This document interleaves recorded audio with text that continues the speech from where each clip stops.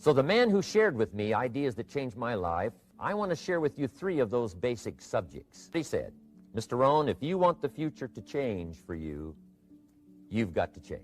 If you don't change, the next 6 years of your life is going to be just like the last 6. If you will change, everything will change for you. If you will get better, everything will get better for you. 3 subjects that really made an impact on my life. The first subject he called personal development. And the second subject he called setting goals. And the third was how to become financially independent.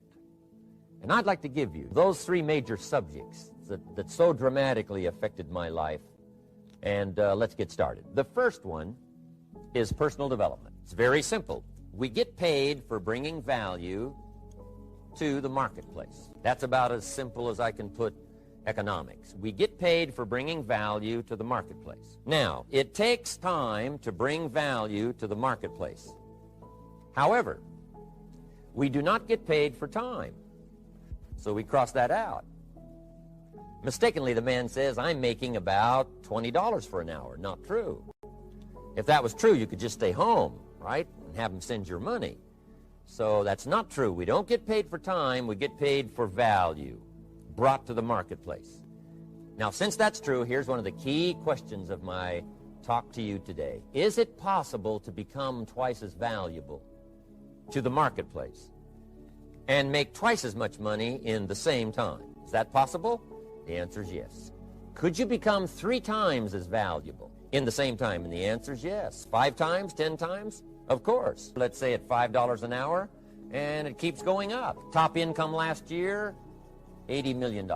The guy who runs Coca-Cola. Why would the marketplace pay someone only $5 an hour? Very simple answer. They're not very valuable to the marketplace. Now, we must underline to the marketplace. This person might be a very valuable brother. Yes. Member of the family, valuable. Yes. Valuable member of the church, of course. Valuable citizen of the country? Yes. Valuable in the sight of God? No doubt. We're all of equal value in the sight of God. But if you're not very valuable to the marketplace, you don't get much money. Why would the marketplace pay some people $50 an hour? Answer, evidently, they must be more valuable to the marketplace. 10 times more valuable. And is that possible for someone to be 10 times more valuable and earn $50 an hour instead of 5? And the answer is yes. And would the marketplace pay one person $80 million for 1 year's work? And the answer is, of course. If you helped a company make $1 billion, would they pay you $80 million? I'm telling you, it is possible. That's why this financial ladder is so exciting. It's possible for all of this to come true for all of you, no matter where you start. As a student in school, just getting started out there in the workplace, this is all possible for you. Now, Mr. Schoaf gave me the clue on how to climb this ladder as high as I wanted to climb. Here's what he said to me. In climbing this ladder economically, all you have to do is work harder on yourself than you do on your job. Once I heard that, it made sense to me.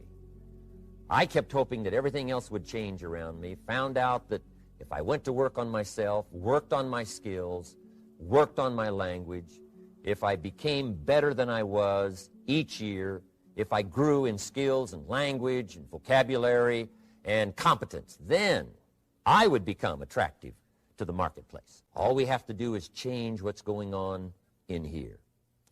And now there's several ways to do that on personal development. Here's the first one. We must learn from personal experience. Pretty simple. Learn from what happens to you. Take a look back over the last few months. Did you make some mistakes? How could you correct those for the future? Take a look back over the last year. Have you done it right or done it wrong? Let's correct it for the next year. So learn from your personal experience. Now here's number 2, and that, I call it OPE, other people's experiences. That's me, other people. That's your teacher, other people. That's your friends and colleagues, other people. The people you meet that can pass along to you their experiences, what's happened to them, the mistakes they made, how they corrected them, how they changed their health and changed their bank account and changed their income and changed their future. That's it. Other people. Now, there's two kinds of people to learn from. One is failures. But now then we must also learn from positive, people that have done well. They've got the health, and so we ask them, how did you become so healthy? They've got the skills, so we ask them, how did you become this skillful? They've got the income, so we ask them, how did you get here in such a short period of time? So now here's what's important in personal development. In learning from other people, we learn, number one, by observation. We learn what we see. We watch people that are successful in what they do. In sports, we watch their disciplines. In business, we watch their disciplines by observation, what we can see. Second, we learn by what we hear. Listen to the lectures. Listen to the teacher. Listen to someone who's got something good to say. And then number three is vitally important on personal development, and that is read all the books you can possibly read in your lifetime. It's very important. Become a good reader. Some books that helped change my life, recommended, of course, the Bible, and then other books that helped to really change my life. One called Think and Grow Rich by Napoleon Hill. And then a book that helped me become financially independent by the time I was 31. And that book is called The Richest Man in Babylon by George Clason. I started reading the books, attending the classes, making sure that I got in front of people that had something good to say. And then I started keeping a journal. One of the major things my teacher taught me was to keep a journal. He said, don't trust your memory. If you hear something good, just make a little note and write it down. Value captured that you can resort to later. Go back over it and review it and let it become valuable to you. Now let's cover the second subject on setting goals. Mr. Shelf gave me some tips on setting goals that changed my life forever, and I want to share those with you. So let's talk about setting goals, and I also want to tie it to personal development, and you'll see how I'm going to do it as I progress here. Setting goals. There are four things to consider in terms of attitude. One is how you feel about the past. We've got to have the future well designed. The future is called the promise. The promise of the future can be an awesome force for your own future. The promise of the future, designing the future. There's two ways to face the future. One is with apprehension, and the other is with anticipation. I promise you, in my travels around the world, most people face the future with apprehension. And here's why. They don't have it well designed. They've sort of left that up to someone else to fix. But here's the best way to face the future, with anticipation. And you can face the future with anticipation if I would like to have you consider some thoughts with me that help me to really change my future. Setting goals is very simple. Number one, decide what you want. You just take a little time. You sit down and say, what do I want? What kind of skills do I want? What kind of income do I want for the future? What would I like? Where would I like to go? Places I'd like to visit. Habits I'd like to acquire. Skills I'd like to have. You just take a little time to think about what you want. Economics, friendships, people you'd like to meet, places you'd like to go. Make a list. Just jot it all down. It's really a very simple process. And then here's number three. Keep all the old lists. I'm telling you, this served me so well, keeping my old list of goals. I look back now 10, 20 years ago at goals I set, lists I made, and I smile now because here's what I thought was so important, 20 years ago. Now some of those things aren't even on my list. I've got a new list. I've grown. I've changed. I've matured. But I give you that advice. Decide what you want. Number two, write it down. Number three, keep the old lists. And then here's number four. When you get something that's on one of these lists, check it off. Part of the fun of having a list is checking it off. If the future gets clear, the price gets easier. Because you got to remember, for every promise, there's a price to pay. Everybody's got to pay the price. Everybody's got to do the deal. Everybody's got to do the disciplines. Everybody has to pay. But here's what I've discovered. If the promise is clear and powerful, the price is easy to pay. The price is some classes. The price is a few books. The price is a few disciplines. The price is finding something that'll make your life better, make you grow, make you change, make you develop. So the first part of the key is to design the promise. Then, what is the price to pay? I'm telling you, the price will be easy. If you'll make that clear, make those lists, and be serious about it, I promise you it's an easy price to pay. Anybody can pay it. And the best advice I can give you is, if I can do it, you can do it. Farm boy from Idaho, raised in obscurity, I changed my life, turned it upside down, turned it all around, found economics, found future, found promise, and if I can do it, you can do it. So, start setting your goals and see if you can't get a better excitement going for the things you want to accomplish for the future. Now here's my third subject, and that's called financial independence. Oh, by the way, before I get to financial independence, let me cover one more point. One of the major reasons for setting goals is for what they make of. And here's an important statement to remember. It's not what you get that makes you valuable. It's what you become. Okay. Now let's talk about financial independence. How to become rich if you're extra bright much sooner if you find an opportunity like I did. Let me show you how I did it. Financial independence. First of all, I like the phrase financial independence. I think it's every person's heritage here to become financially independent. Now, let me give you my definition of financial independence. Financial independence is the ability to live from the income of your own personal resources. Now, it depends on how you want to live. If you need $2,000, $3,000 a month, if you need $4,000 or $5,000 a month, if you need $10,000 a month, some people may need, $100,000 a month. But whatever you would need to live, and you could earn that living from the income of your own personal resources, that's what I call financial freedom, financial independence. And let me show you how to acquire it. If you start at age 15, between ages 15 and 35 is 20 years. And in my personal opinion, based on my own studies and my own experience, 20 years, in my opinion, is enough time to become financially independent. If you're not, you don't live in the wrong country. Probably what's happened is you have the wrong plan. And it's easy to be a nice person with the wrong plan. I found that when I was 25 years old. I was broke at age 25, and I was a nice guy. You would have liked me. But I'm telling you, my plans up until then, especially my financial plan, left me broke.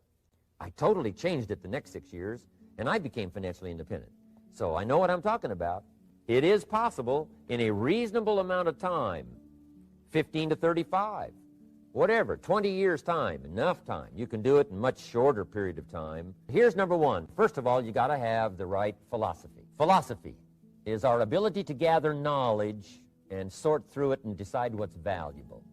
To develop a philosophy about life, a philosophy about our health, a philosophy about our family relationships, a philosophy about economics. And if you develop the right philosophy, that's what helps to set this sail so that in 6 years it takes you where you want to go instead of winding up like I did that first 6 years of my economics, broke, no money, empty bank account. Let me give you a couple of philosophies to consider. Here's the first one. It's called the philosophy of the poor. And here it is. Poor people usually spend their money and invest what's left. That's the philosophy of the poor. Now, here's the philosophy of the rich. Rich people invest their money and spend what's left. And here's the startling answer. It really doesn't matter what the amount is. What's most important is not the amount. What's really important is the philosophy. Now, let me give you my best view of what to do with a dollar. And I promise you, if you started at age 15, now if you're over 15, right, you've still got plenty of time. You still got 20 years. If you're 30, you still got 20 years. You still got plenty of time to start what I'm about to share with you. What to do with a dollar. Here's my first bit of advice. Never spend more than 70 cents. Never spend more than 70 cents. Now, you got to pick some number, and the number you pick is going to be determined by your philosophy. It's going to be determined by what you've been taught or your experience teaching yourself. When I first met my teacher, Mr. Schoaf, I was at about 110% of each dollar. I'm down at budget finance, hawking my furniture and my car one more time. And then I learned a whole better formula for financial independence. Number one, don't spend more than 70 cents. Now, kids say to me, well, okay, what do I do with the other 30 cents? And here's what I teach them. 10 cents for charity. Charity or church or helping people that can't help themselves. 10 cents to support worthy projects. Projects that you feel good about. 10 cents out of every dollar. It's called being generous with part of what you've taken out of society. Now,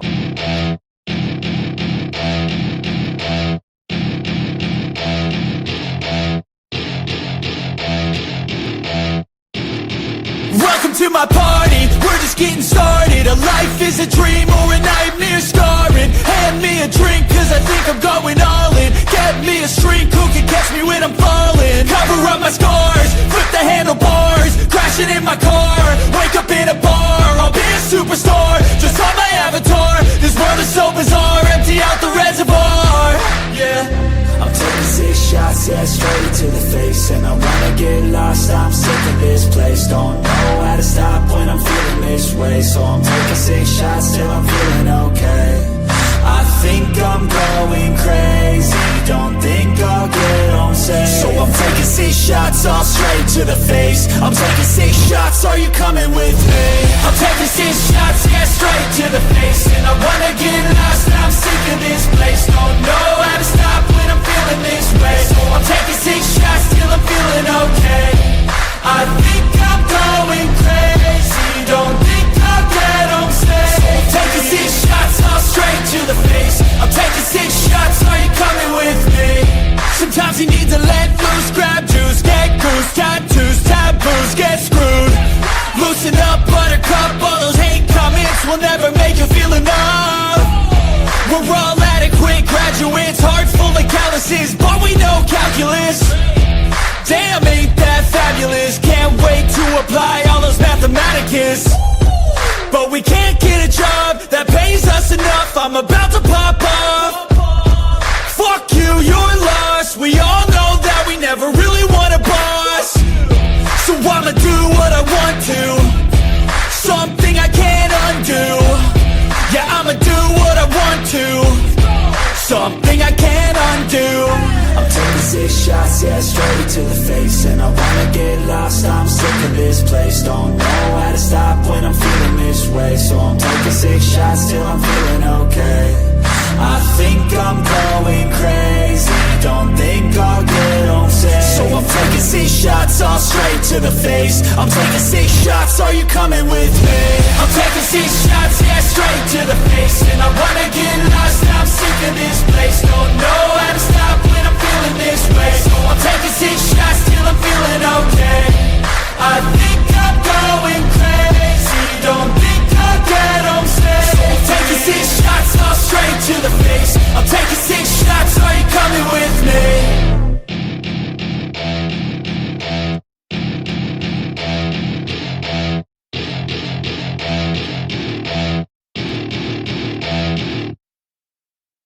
In my opinion, nothing teaches us character better than generosity. No class, no teacher, no book. Help people that can't help themselves, support worthy projects. Or if you belong to a church, they teach tithe, piece of. That's very important. Okay, next 10 cents I call active capital. Active capital means do something to make a profit. Active capital. Set aside a portion of your income. Wages are okay, but I'm telling you, wages will make you a living. Profits will make you a fortune. So set aside part of your income as capital, called active capital. Any kind of project you can possibly think of, you can possibly come up with. So, 10 cents out of your living, out of the money you earn, set aside for capital. Capital to try your best to show a profit. I mean, you know, it doesn't take long to figure out some enterprise that'll start making a profit. Then you must jot this down if you're taking notes. Profits are better than wages. One, you can't usually start wages until you're about 16, 15, 16, but you can make a profit long before you're eligible to start earning wages. And then there's no limit to profits, and they can double and triple and quadruple. You know, there's no limit. It's incredible how fast profits can grow. So profits are better than wages. Wages make you a living. Profits make you a fortune. Now, the third 10 cents is vitally important. I call it passive capital.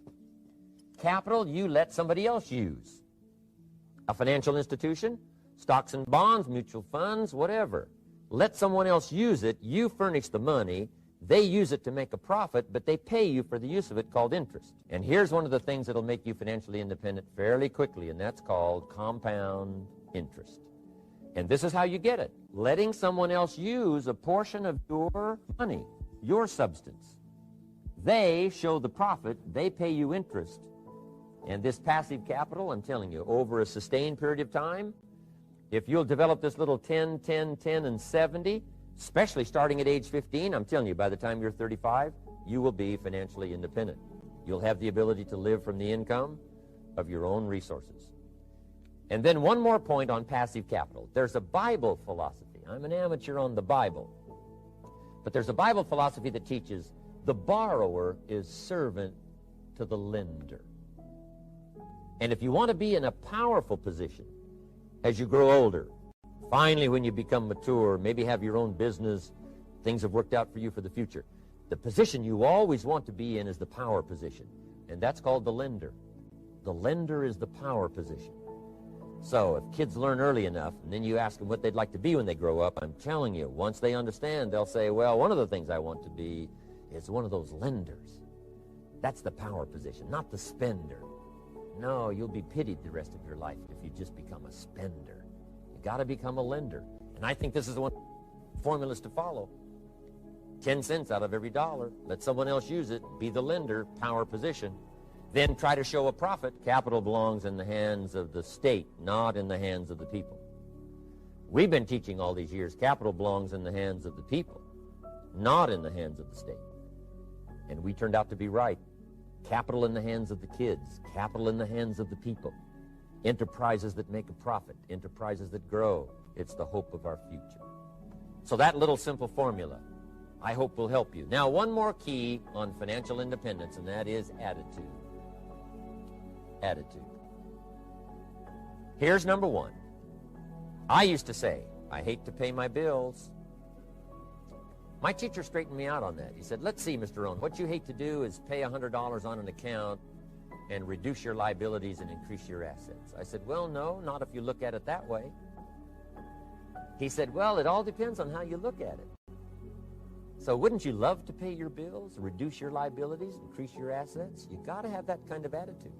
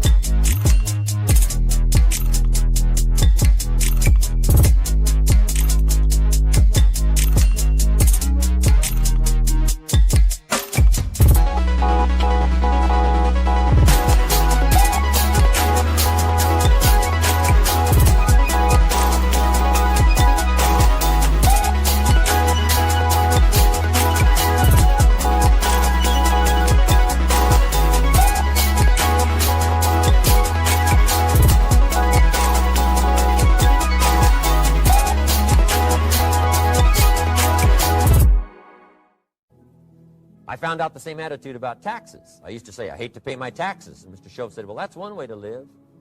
But don't you understand? Taxes is how we care and feed the goose that lays the golden eggs. Wouldn't you want to do your share? Someone says, yes, but the goose eats too much. Probably true.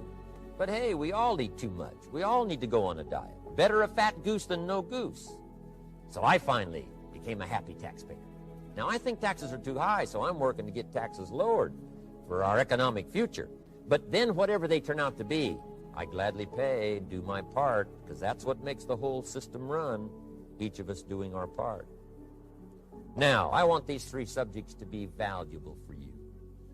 I want them to have meaning for you. I want you someday to be financially independent. I want you to have the personal development so that you feel good about yourself. And now I'd like to leave you with these 4 questions called questions to ponder. These questions were valuable for me, and I want to make them valuable for you. Here's the first one, why? We all ask why we should work this hard, why take that many classes, why go to school that many years, why take the notes, why read the books, why work that hard, why put yourself through the push-ups and the disciplines, why? Good question, why? Best answer to why, I think, is the second question. Why not? Why not see how many books you can read, how many classes you can take, how many skills you can develop? Why not see how valuable you can become to the marketplace and to your friends and to your family?